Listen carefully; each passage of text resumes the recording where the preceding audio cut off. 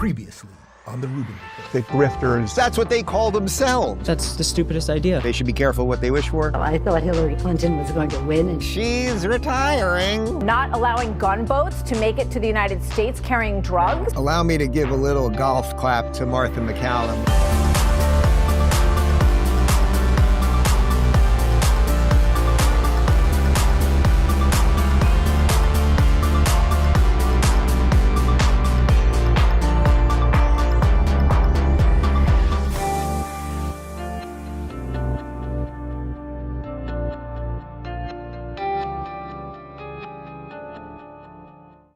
Hello, I'm Dave Rubin. This is the Rubin Report, and it's very important that I tell you the date at the top of the show. According to the audience, today is November 24th, 2025. That's right, we're just days away from Thanksgiving. So if your calendar is just completely missing right now without me, I've just warned you. There's a turkey a-coming. You're going to be spending time with some family. Probably got a crazy aunt who's going to say some loony shit.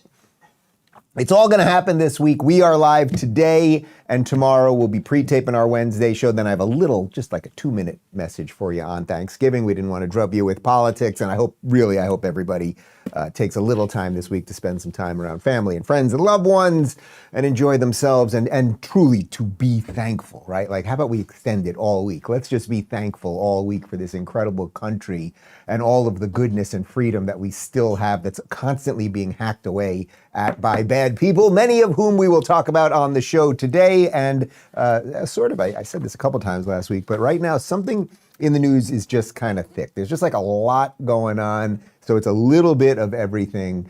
Today's show, sort of as we've been doing the last couple of days, a little about it. Zohran showing up to the White House, which happened on Friday. Marjorie Taylor Greene is retiring, although sort of announced a comeback in her retirement.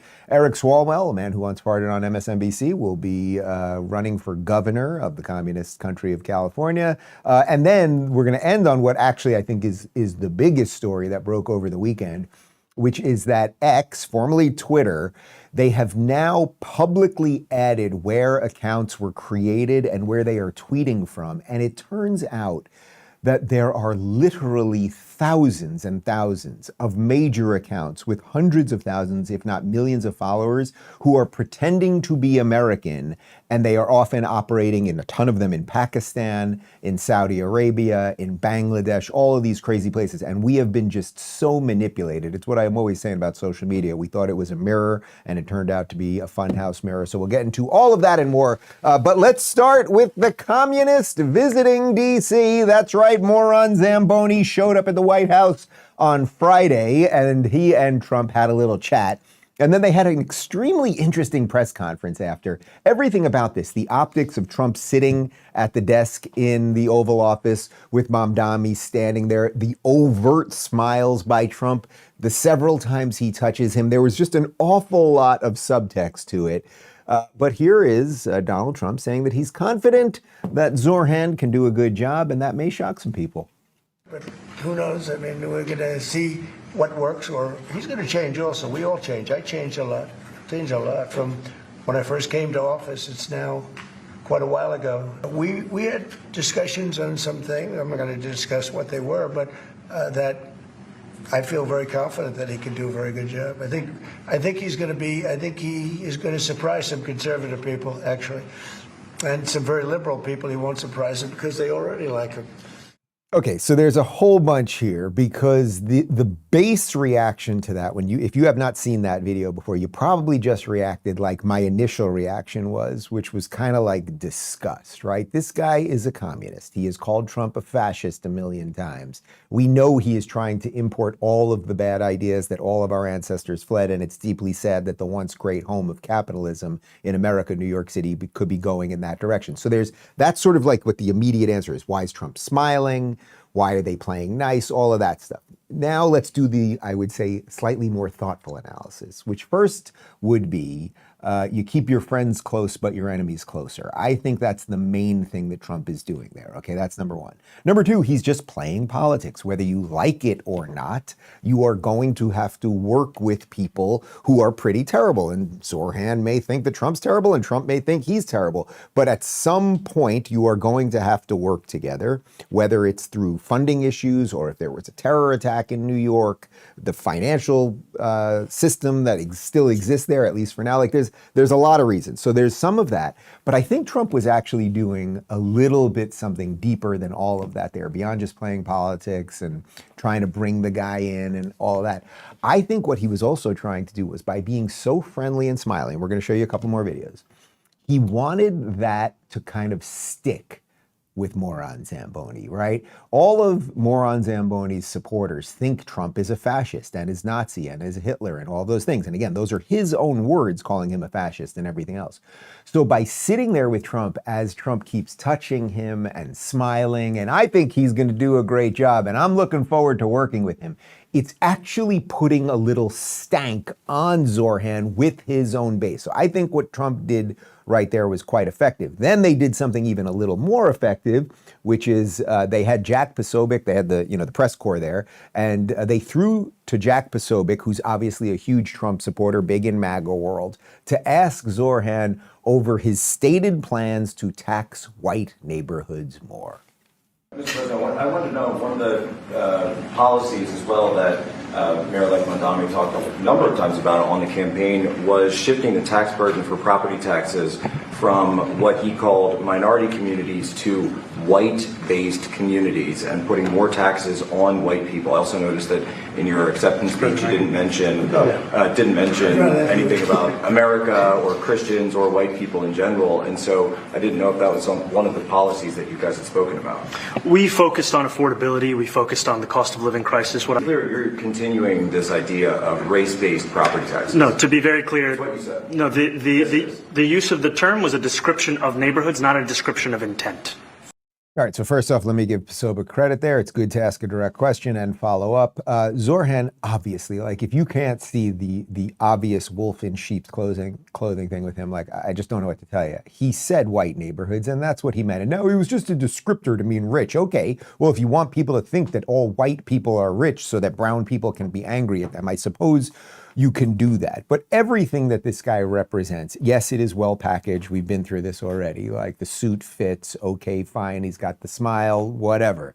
Like, and that just works. He's never actually accomplished anything. He's never done anything. He's never run a freaking shoe store or anything else, or worked part-time at McDonald's as far as I know, which by the way is a perfectly honorable thing to do. He is a child of privilege, the thing that his supporters hate the most. But yes, he does want to tax what he's calling white neighborhoods because he thinks all white people are rich. He does want to tax them more. Then it continued, and this is the main takeaway of the entire thing. Here's Zohran being asked if he thinks Trump is a fascist, something he has repeatedly said over the last year. Asked about your comment calling the president a fascist, and your answer was, both President Trump and I have been clear about our positions and our views. Mm-hmm. Are you affirming that you think President Trump is a fascist? I've spoken about... That's okay. You can just say yes. Okay. So. All right. Okay. Yeah. It's easier. It's easier than explaining it. I don't mind. Okay, so that clip right there is when I saw that one, that's where I came up with my secondary thought of what Trump is really doing. The fact that he's smiling through it, that he's tapping him on the arm repeatedly, that he's going out of his way to help the guy there, right? Because Mamdani was going to flounder in that answer. There's really no way to get around that. You're standing in the Oval Office with the president right here. You've been calling him a fascist. Now you either have to say, well, actually I was lying, or I didn't mean it, or, that's just politics. Like just kind of expose your grift and your fraudness. Or you have to double down and literally be like, yes, he is a fascist, but I'm going to work with him. I happen to be standing with him right now.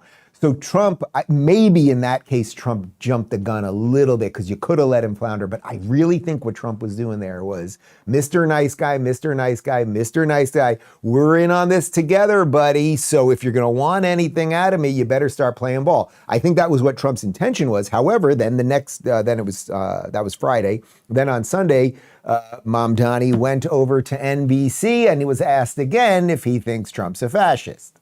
In that press conference with President Trump, a reporter asked you whether you believe that President Trump is in fact a fascist, a word that you've used in the past. You were about to answer, then President Trump sort of jumped in and he said, quote, "That's okay, you can just say yes. It's easier than explaining it." So, Mr. Mayor-elect, just to be very clear, do you think that President Trump is a fascist? And after President Trump said that, I said yes.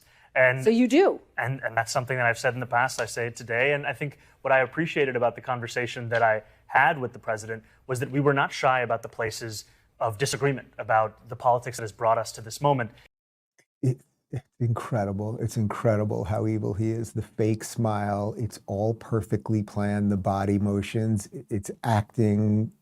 It's just method acting. It's so obvious. So, okay, congratulations. You think the President of the United States is a fascist. If you really believe that, moron Zamboni, you wouldn't be working with him. You wouldn't be standing there smiling, right? Fascists are kind of like Nazis in your imaginary worldview, right? Would you be standing there? So would you stand next to Hitler? And, well, he'd probably be into the Hitler stuff, but okay. Here's another question Zohran asked about all of the times that he tweeted out defund the police, and, well, watch. 5 years ago, you were calling for defunding the police. Now you are in charge of the largest police department in the country.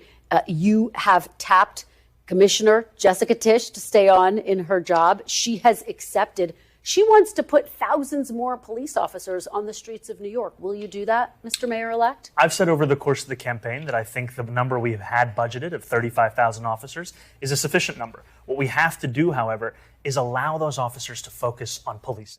Oh, we have to allow them focus on policing. So as you guys know, when he was calling for defunding the police, that was when he was just a radical BLM person. Now it's, all right, the number of police is right, but we're going to have them doing other things, right? Because you know what he wants. He wants you to call a social worker if you're in the middle of a domestic violence incident or anything else. So nothing this guy says bears any meaning other than he is doing it all to attain power. And again, if you just can't see it with him, I don't know what to, as a host of a program, I don't know what to tell you, the viewer.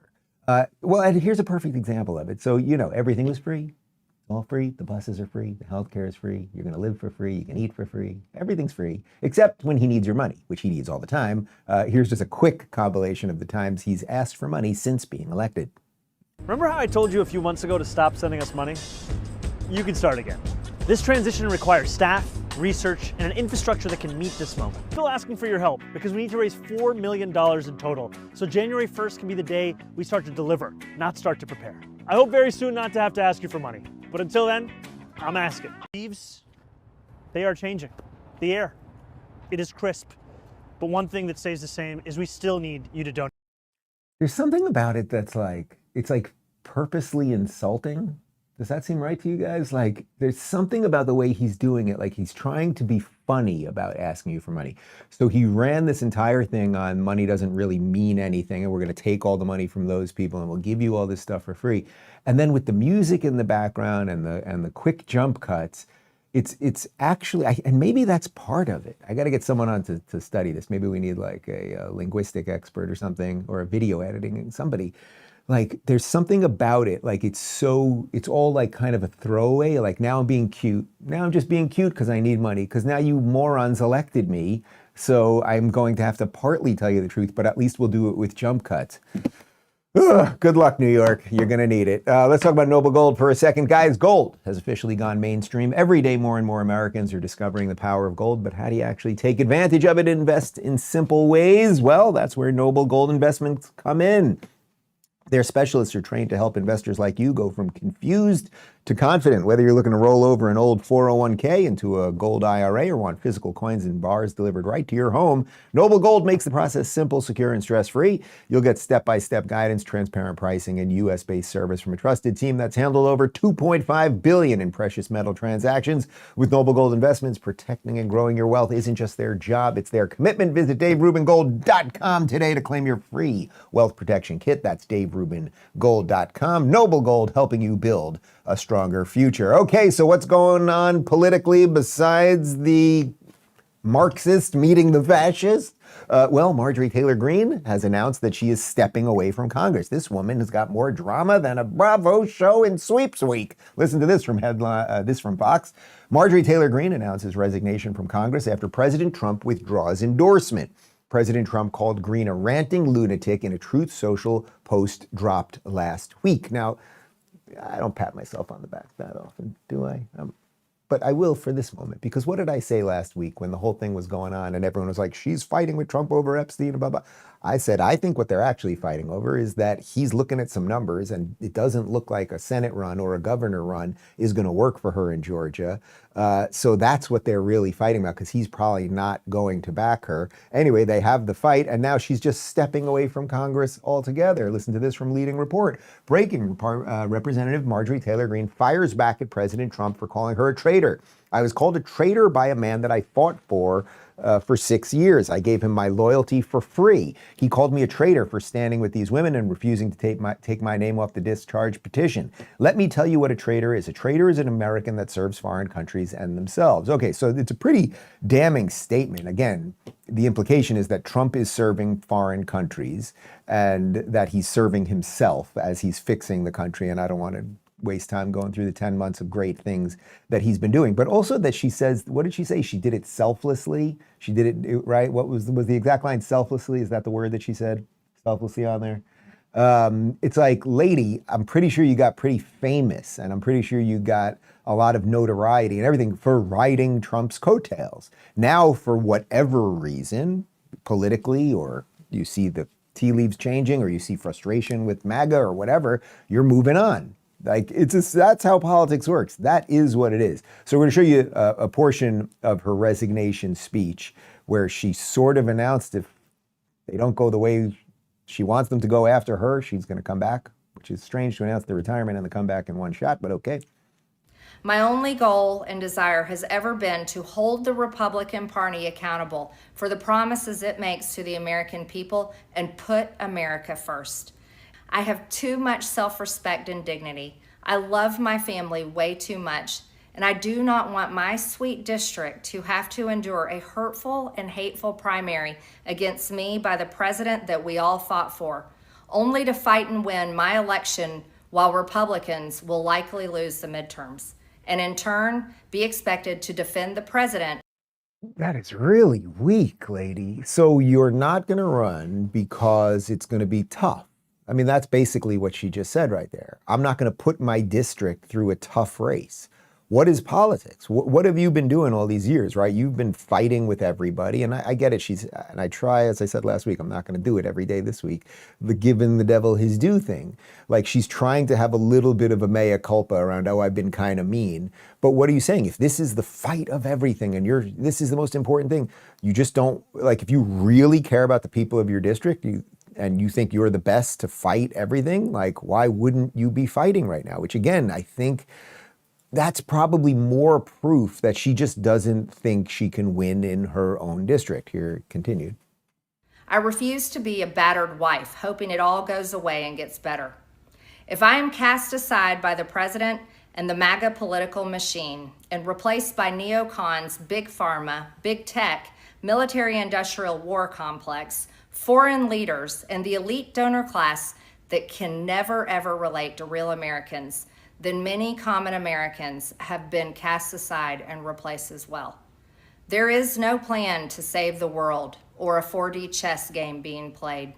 When common American people realize and understand that the political industrial complex of both parties is ripping this country apart, that not one elected leader like me is able to stop Washington's machine from gradually destroying our country, and instead the reality is that they, common Americans, the people, possess the real power over Washington, then I'll be here by their side to rebuild it.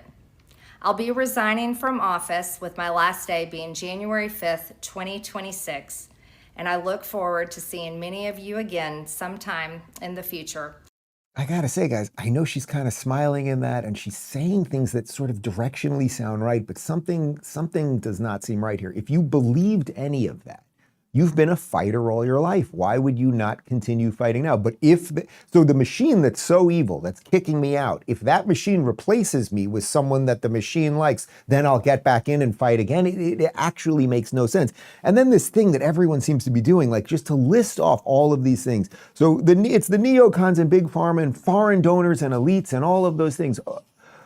Well, lady, to whatever extent any of that is true, how do you think stepping away now and coming back after they've strengthened themselves is any better? I just genuinely don't understand it. Here's Trump on Truth Social. Marjorie Taylor Greene, because of plummeting poll numbers and not wanting to face a primary challenge with a strong Trump endorsement where she would have no chance of winning, has decided to call it quits. Her relationship with the worst Republican congressman in decades, Tom Massey of Kentucky, also known as Rand Paul Jr., because he votes against the Republican Party in really good legislation, did not help her. For some reason, primarily that I refused to return her never-ending barrage of phone calls, Marjorie went bad. Nevertheless, I will appreciate Marjorie and thank her for her service to our country, President DJP. And then because so much of this is kayfabe, right? I'm always telling you guys about kayfabe. This is the concept in WWE wrestling where it's like we're watching a staged reality, but we're all kind of in a story, and this one turns on this one, and this guy disappears for 2 years and then makes a comeback and now hates the guy he used to love, and the two guys who used to love each other now hate this guy and Jake the Snake Roberts and everything else. Here's Trump already saying that he would be willing to make up with Marjorie Taylor Greene. Before you had a fight with Elon Musk and you guys were able to work it out. No, I get along with everybody. We see the same thing happening between you and Congressman. Sure, why not? I mean, I get along with everybody. All right, look, I think that's right? Like, I think that's in some sense, it's the same thing that he's done with Elon. I think it's the same thing that he's sort of doing with Mamdani. Yo, you said horrible things about me. I'll be nice to you now. We'll fight later. So Trump, there's nobody that is better at this sort of thing than Trump, right? Playing the game. Now, particularly interesting to this, because you may not care. Okay, so Marjorie Taylor Greene, I get it. She's been like in the media a lot. You may not particularly care about her outside of her district in Georgia. However, the margins right now in the House are so slim that this actually is important. So listen to this. The budget resolution, the thing that we just passed that opened the government, passed 217 to 215 with Massey as the GOP no. And then what that shows you is that if basically one other person defects from the Republican Party, they're in super trouble. So meaning they have a very slim majority. You're potentially losing her seat now. Massey votes both ways, right? So he doesn't always vote with the Republicans. He has his reasons as a libertarian. But this basically could throw the House up. Think how much, so with a razor thin margin of 1 or 2 votes, think how much power that puts in the hand of just some random congressman in the middle of nowhere if you want to just get some notoriety and stop Trump right now for whatever the next piece of legislation that comes on down the pike. So there is something deeply important to the politics of the day here. Thought we'd throw back to that Trump in the burgundy scarf thing. People are really into that. It's a good look for him. You know what I mean? He says, I'm a man, I wear a scarf, but it's not a pink scarf. I'm still a president, for God's sakes. Let's talk about Shopify for a minute, and then we will get to Eric Swalwell, who is going to run for governor of California. Good luck with all of that. If you've ever shopped online, chances are you've bought from a business that is powered by Shopify, and there's a reason so many businesses use it. Shopify doesn't just make it simple to buy, it makes it incredibly easy to start and run your own business. It's the commerce platform behind 10% of all e-commerce in the U.S., powering everything from household names to brand new startups. With Shopify, you can choose from hundreds of beautiful, ready-to-go templates to express your brand style. You can manage everything in one place, from inventory to payments to analytics, and even grow your audience with built-in marketing and email tools. So if you want to see fewer abandoned carts and more cha-chings, it's time to check out Shopify. Sign up for your $1 per month trial and start selling today at shopify.com/Rubin. That's shopify.com/Rubin. There's a place, it's about 3,000 miles that way from here, called California. It was once the dream of America, right? It was once, not only because of its natural beauty, but because Americans, we like adventure, right? We like exploring. We like finding new things. And we started, most of us, because Europe's across the Atlantic, we started on the East Coast. And then Americans kept moving west and west and west, right? And we built this incredible place called California. And unfortunately, over the last 10 years, largely because of one man, Gavin Newsom, it has turned into what was once the American dream. In many ways, you could argue it's the American nightmare. It's giant government, it's high taxes, it's high regulation, all of the COVID stuff. It has pushed literally over 1 million people out in the last 4 years who want to escape for various reasons. Or someone like Elon Musk, who's taken several companies out of Cali, moved them to Texas, and then Gavin actually applauds when he gets rid of someone like that and doesn't worry where the tax money is going to come from for some reason, even though that's what he needs for all his crazy pet projects. Well, if you thought it was bad under Gavin Newsom, it could get worse, because Eric Swalwell, a man who slept with a Chinese spy named Fang Fang. Yes, that is true. He also farted on television while he was talking to Chris Matthews. Here he is on Jimmy Kimmel, because it's all theater, announcing that he's running for governor. I'll tell you what I'm going to do. I love California. It's the greatest country in the world. Greatest country in the world. But that's why it pisses me off to see Californians running through the fields where they work from ICE agents or troops in our streets. It's horrifying. It's horrifying. It's absolutely Or cancer research horrifying. being canceled. It's awful to look at. And our state, this great state, needs a fighter and a protector, someone who will bring prices down, lift wages up. And we can say that we're the 4th largest economy in the world, and we are, and I love to brag about that. But what does that mean if you can't afford to live here? So I've been in these fights as a city council member up in Dublin, my hometown, as a prosecutor in Oakland, and taking on the most corrupt president ever in the US Congress. But I'm ready to bring this fight home. So I came here tonight, Jimmy, to tell you and your audience that I'm running to be the next governor of California. Wish it was like old school Johnny Carson and then just a pie got thrown into his face as he said that. That would have been great. Swalwell, all of the frustrations you have with California are because of your party. You have a supermajority over there. If you're upset that people can't afford things in California, it's partly, at least, because of you. And by the way, it's also who was the president for the last 4 years. Trump's only been in office for 10 months. The last 4 years, it was, we don't know who it was exactly. There was the old man, there was a Penn, there was the crazy lady. But the point is, it was your guys that did all of this stuff. So now you're going to run. And it's like, all right, you were a congressman, you were a lawyer in Oakland. Oakland's just an epicenter of loveliness. Just absolutely awful. And this guy, he's just nothing, right? I have Joseph checking right now. Like, has the guy done anything? Did he do anything in life? Did he?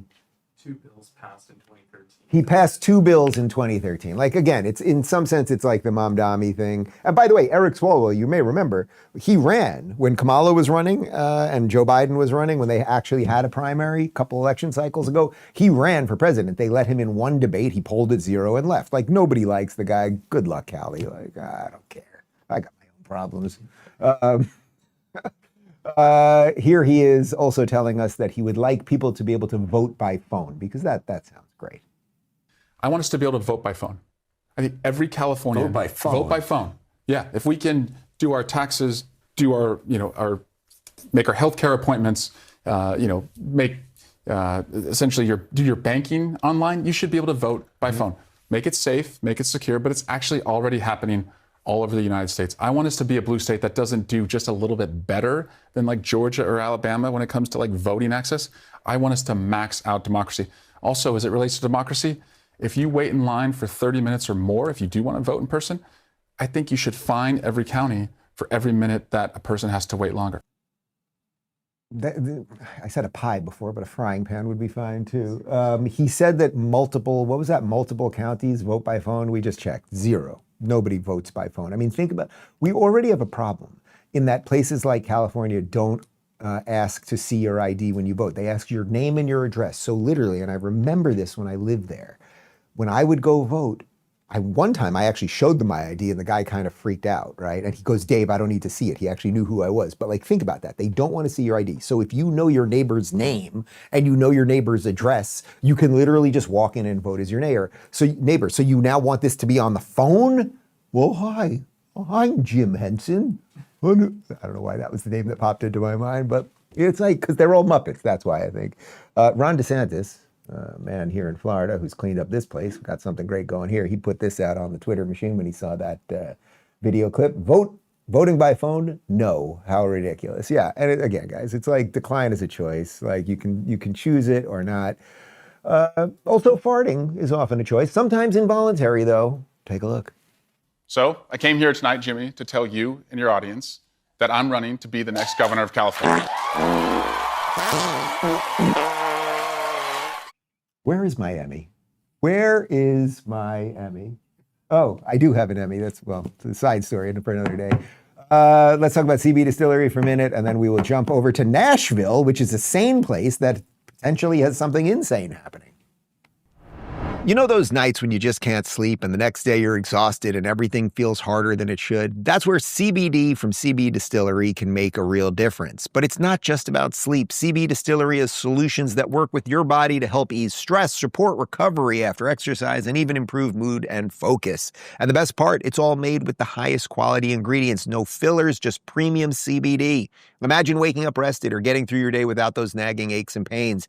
That's the real win, and it's why over 2 million people trust CB Distillery. So if you're ready for better sleep, less stress, and to feel good in your own skin again, try CBD from CB Distillery. And right now you can save 25% off your entire purchase. Just visit cbdistillery.com and use promo code Rubin. That's cbdistillery.com, promo code Rubin.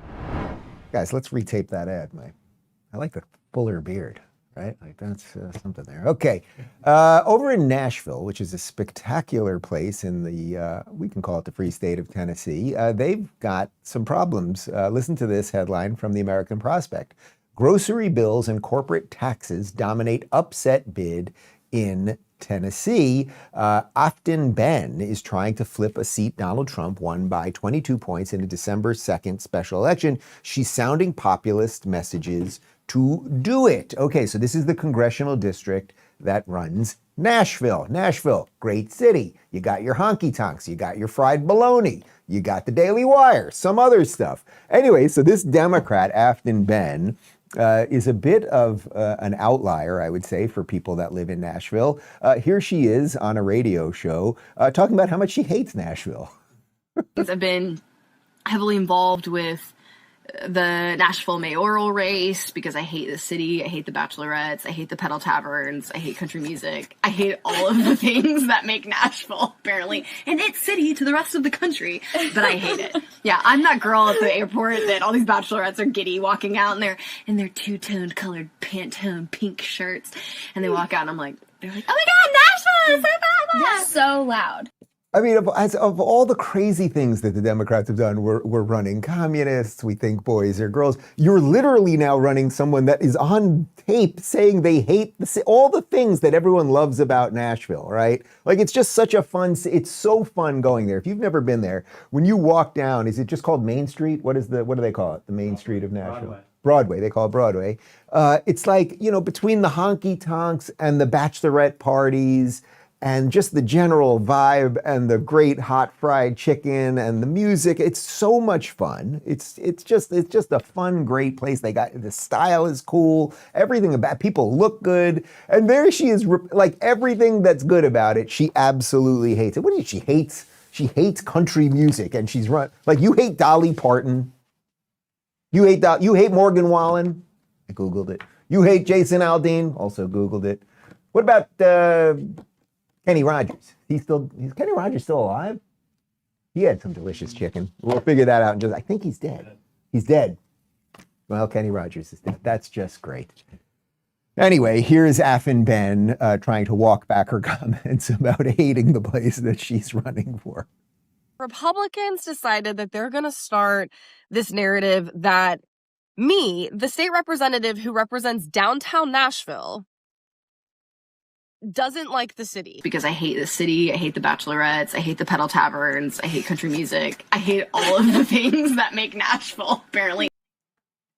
Like, also something interesting about the word hate there. Like, she hates the bachelorettes. She hates country. Like, I don't love country music. I don't. I do like some Dolly Parton. I do like some Kenny Rogers, I just said. And even Morgan Wallen's not bad. I know, I get it. It's just not my thing particularly. But I know it's music, and I get fully why people like it. Like rap, I don't like at all, and I don't understand how anyone listens to it. But like that, I get at least. But she's just flat out, I hate it. Not like it's not my thing. I like doo-wop. She just freaking hates it. Here she is talking more about that she does get annoyed with the tourists, and then listen to the spectacular Freudian slip. Watch this. Trump has called you the AOC of Tennessee, and Republicans have resurfaced old comments you made, comments that you made about not liking country music. What's your response to these Republican attacks? Yeah, as a Nashvilleian, I think we all get a little annoyed with the tourists that come to town, but that doesn't mean I love my city. In fact, instead of sitting on the sideline and complaining about it, I decided to run for office, and that's why I'm the state representative that represents downtown Nashville. Did you catch the Freudian slip right there? We all get annoyed with tourists, but that doesn't mean I love my city. Like, even in her apology, even her fake apology tour, she can't even get it right. Like, what is going on over there? Please, people. I also want to say that one of the best gigs that I ever did, I mean, top three, I'd say the top one probably was the Sydney Opera House with Jordan Peterson a couple of years ago. But one of the second or third, was the Grand Ole Opry in Nashville. To be in that room and perform there, live, sold out crowd, the acoustics were amazing. The Dolly Parton green room, like it was awesome, absolutely awesome. Anyway, here's a bit more as MSNBC even blindsided this lady with some of her old tweets.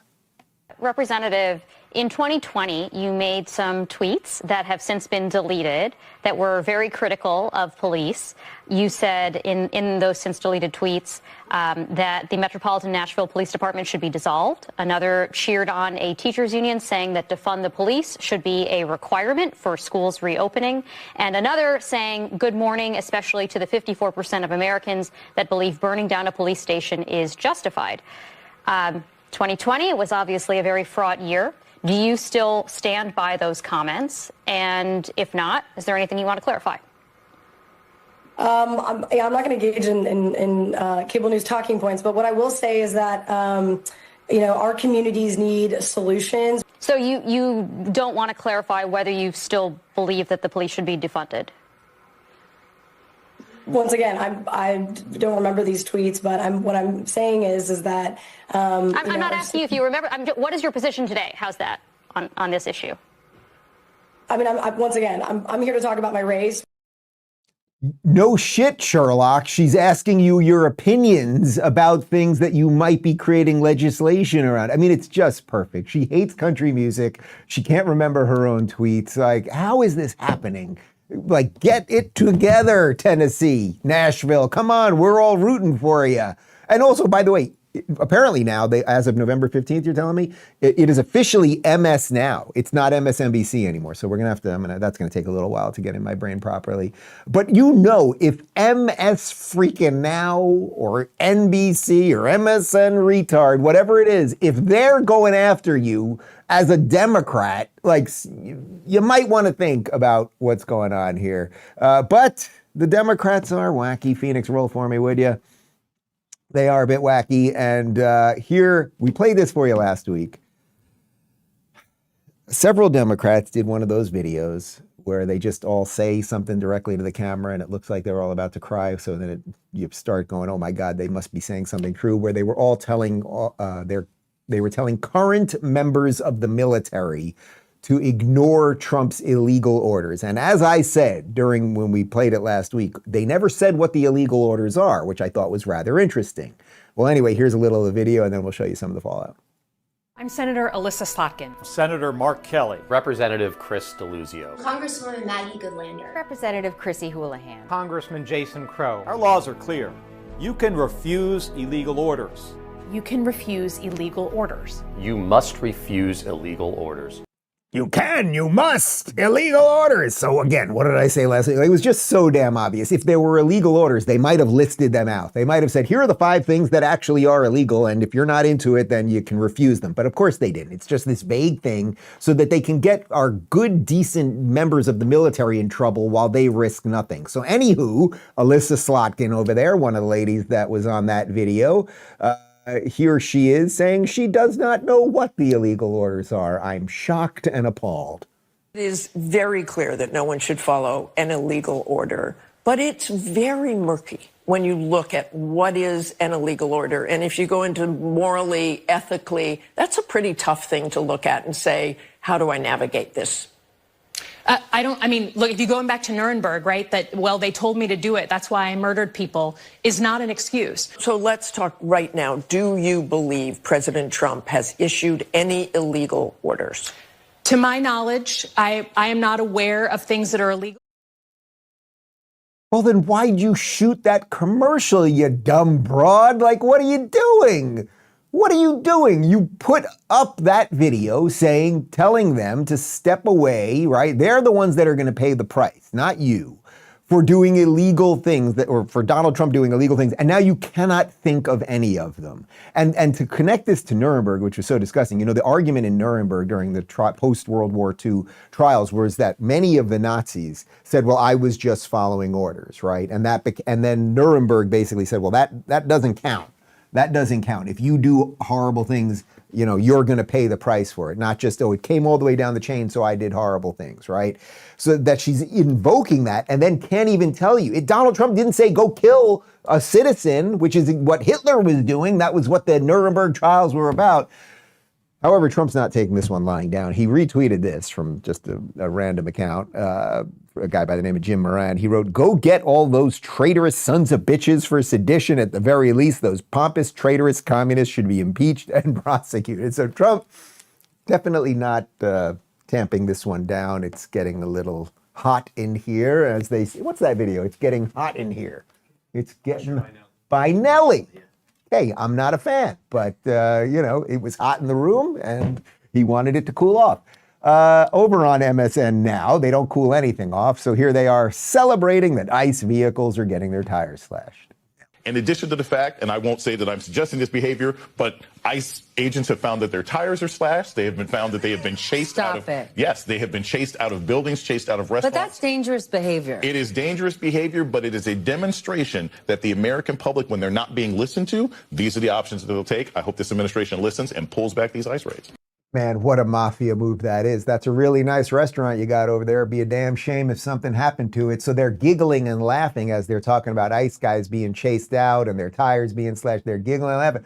But maybe this will make the administration listen to us, right? Because the Democrats actually control the violence. I think you guys understand that. It gets weirder. There's just so much weirdness on the left. There really is. There's like nobody's in charge anymore, and it has just burst forth across the entire country. Let's jump over to Virginia Beach, where a high school assistant principal and brother did some weird stuff.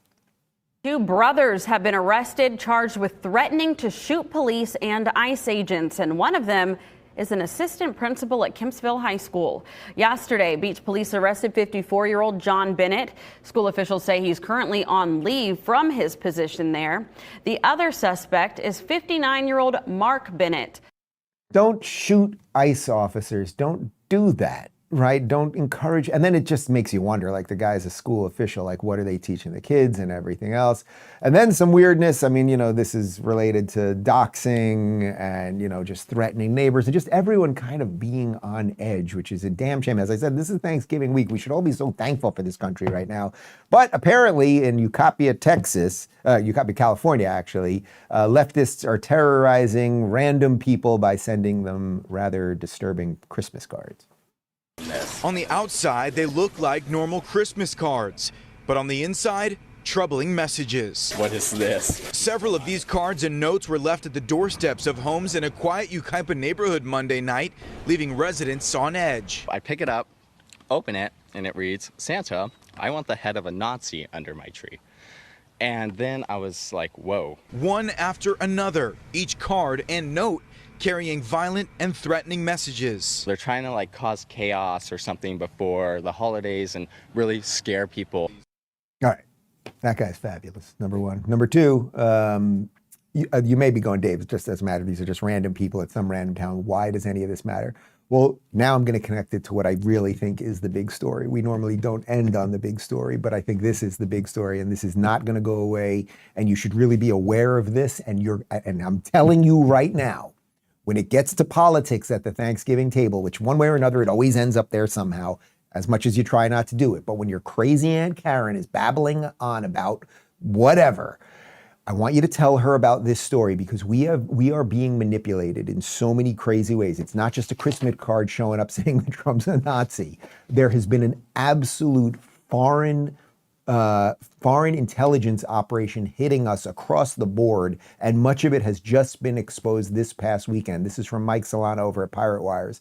X just released a major profile update revealing the location of every user on the platform, triggering chaos among foreign rage farmers and slop peddlers LARPing as American, the massive ranks of which have apparently shaped our culture for years. Okay, so we're going to show you a bunch of examples of this in just a second, but I tweeted something that I think we read on the show last week, that we just have no way to know how we've been manipulated. You know, when Elon took over X, we got the X files, right? Or the X files, they called them the Twitter files, I guess at the time. They really were kind of like the X files now that I think about it. And we found out that under the hood, I mean, I went there myself and I sat with engineers and I saw the way the entire system worked. And the entire thing was based on shadow banning and how to make sure if you tweet at this person, that person won't see it. It was a crazy, crazy system, okay? We found out about that, but we didn't find out about what about the YouTube files? What about the Facebook files? Like, what have all these other companies been doing? The other thing that's happened over the years, for those of you that are on these things for years, you can start seeing the rhythms of it. 6 years ago, let's say, when bots really got activated, they were all kind of obvious because it was like cut and paste things, and it was like the same kind of profile picture, and it was, you know, the name would be like Alex 1496824239642, and it was kind of obvious. But over the last 2 or 3 years, the bots have gotten much more sophisticated, and you really can't tell when they're real people or not. But what really has happened on X, and this has been particularly in the last 2 years, I would say post October 7th, is that these massive accounts appear out of nowhere. They seem like they're American, and they tweet about American news all the time, and they're extremely hostile. Like they're very focused usually on breaking us apart. And it's something very weird has been happening. It has been obvious. So now it is coming out because X decided to release where the accounts were created and where they're downloading the Twitter, the X app. And suddenly we are finding out that massive accounts with hundreds of thousands of followers are not American at all. So we can just run through some of these. I don't have to read all of the stuff. But these are, whether you know these accounts or not, these are huge accounts that most people think are American that have been shaping our discourse. Suppressed News right there, which comes from North Africa. There you've got Conscious Philosopher, which is always telling people about the better way America used to be. That's from Serbia. Clash Report. Sounds like it could be on Newsmax. It's from Turkey. We can keep going here. Israel Exposed. This is one of the huge ones that constantly lies about Israel. Well, that's from, I can't believe it, Saudi Arabia. Jeffrey Epstein is an account from Norway. Shocker. You want to keep going here? I mean, we got a whole bunch of these. There's a ton of these. So there are these people that pretend they are from Gaza, and they've been like live tweeting the war, you know, even though we told they had no food and no electricity. So here's Mahmoud in Gaza. All I hear now is F-35s and intense bombs south. Turns out he's in Poland. So unless Israel was bombing Poland, that guy was a complete liar. Then there's a couple other accounts that say they are from the US, but they're using a VPN. Now, I understand people use VPNs for all sorts of reasons, but as a little bit of subtext of what's going on here, the Fuentes Update accounts, Red Pill Media are using these VPNs. So it doesn't, and you can tell if people use a VPN if they have an exclamation point in their location. So it's just very, very interesting. And this I thought was particularly interesting. This is from Jefferson Kulak on the X. About half of Nick Fuentes' top 20 followers connected via overseas accounts. That's billing and App Store access. So think about that. We've been talking over the last couple of weeks about this kid, Nick Fuentes, who Tucker put on, and Tucker could put whoever the hell he wants to put on his show, but this is a kid who's on Team Hitler, who loves Stalin, who every time you tweet, his people bombard you. If they don't like you, they bombard you with the most evil, noxious stuff you could possibly imagine. Turns out half of the big accounts that follow him are foreign. So we have been manipulated in crazily crazily effective ways by bad actors. I put this up yesterday and it caught fire. This is an absolutely massive story of foreign ops shaping our political and cultural discourse. Will mainstream media even cover it? Will the set of influencers who fell for it look in the mirror? Stay tuned. Now, I'll do the latter part first. Will the set of influencers who have been buying this, like you can get a shit ton of clicks by going to conspiracy theories, by doing things that will burn down America, by making everybody hate everybody. It's all the reverse of what I do on this show, right? And I'm not saying I've never fallen prey to some of the behaviors of X and said things that are crazy and everything else. None of us are perfect, of course. But there's been a certain set of people that, particularly for the last 2 years, were getting crazy amounts of retweets, crazy amounts of likes, were sharing accounts that they thought were from America and they weren't.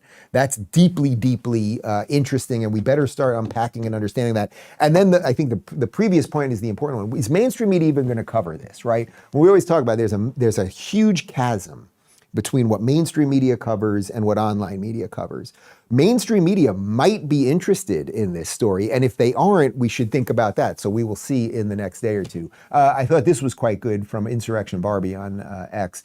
It was all astroturfed. The whole MAGA civil war was astroturfed. It consists of some libertarians who, shock of shocks, are isolationists and people who are not in America. That's why polling on the Iran strike came back in Trump's favor.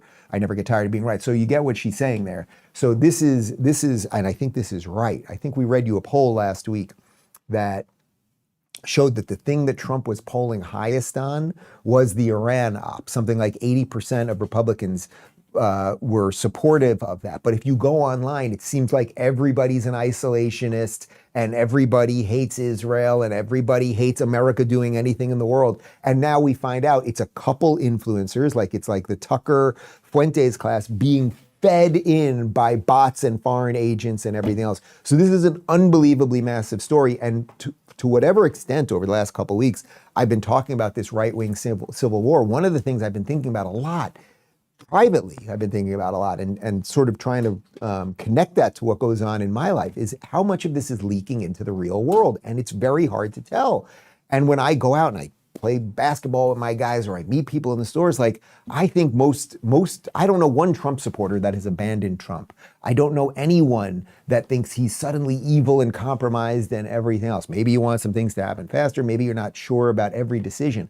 But if you go online, the hate that has been manufactured there to Trump and MAGA, now we're finding out. Again, it was like a very specific set of libertarians that don't like him. That's the Thomas Massie version of it, right? And that's why Trump doesn't like him. And then it was just astroturfed by foreign actors, and that is profoundly amazing. But I didn't want to end on that, and we will definitely be covering that story more. So I did want to end with this. In case you didn't see it over the weekend, we put up an interview that I largely was able to do without talking about politics, but I had Cheryl Hines on. And for those of you that watch Curb Your Enthusiasm, she played Cheryl David, Larry's wife. They did it, the show took, it wasn't 24 seasons. How many seasons did they have? I'm going to guess around 14 or so, something like that. But it was a course of 24 years because they took some years off. We'll get the number on the seasons. Oh, she's a great actress. And she also, as you probably know, 12 seasons over the course of 24 years. She is married to Robert F. Kennedy Jr. So, we've played a couple clips of her over the last few weeks as she's gone on this book tour, which is mostly to talk about Curb Your Enthusiasm and her acting career. She suddenly ends up on The View, and she ends up on these other shows, and they're attacking her over politics. So I asked her what it's been like for her as she's evolved and as she's gone on this journey with Bobby to come from liberal, lefty Democrat Hollywood and then meet all of these scary Republicans. You're a Hollywood person, so now suddenly you're kind of welcomed in these right-wing circles, and that it was surprising for you to find that these people were kind of nice and kind. And I went through a version of that myself 10 years ago when I was kind of evolving. And are you still kind of surprised by it, that these conservatives are usually pretty kind of nice and open-minded and tolerant and decent and all that stuff? Yeah, I am. I mean, that being said, I don't know what I was expecting. I guess I was expecting, the flip side of what I'm experiencing with maybe the left, because the left, some people are very emotional and upset. And then my experience with the right has been, they have been accepting and warm. So that's been a little surprising. So the reason I wanted to end that and connect that to the previous segment about the bots and everything else is that if you go online, particularly over the last couple of weeks, it has seemed that there has been this massive right-wing civil war and MAGA's falling apart and all of this stuff. And I've desperately tried not to feed into that. I try to criticize things and people as in like sort of in their own little box and not add fuel to the fire all the time and everything else. And it turns out now we have the evidence that much of it was fake. But what is real? It's what Cheryl said right there, because it's what I went through, and I have no doubt. I mean, I know this for sure. It's what many of you have gone through as you've evolved politically, as you woke up because of COVID, or as you woke up because of identity politics, and you were kind of just like a default moderate liberal. You suddenly found a home on the right, and the right has something that is deep and rich that is a wide tent right now, and that is what Trump has been doing. So that people like her and Bobby Kennedy are now on the right. I know right-left doesn't mean anything in some sense anymore. Like we have to get past some of that stuff. But you get it, right? Like that a whole bunch of us that are willing to agree to disagree and just be kind and love each other and be part of a really the America that the founders wanted, we have a home right now. And it's not the home that's being astroturfed and destroyed by sort of opportunists and grifters and foreign actors. And you got to figure out which home you want to be in, which home I want to be in. Post-game show, 30 seconds, RubinReport.locals.com. Thank you for watching. Goodbye.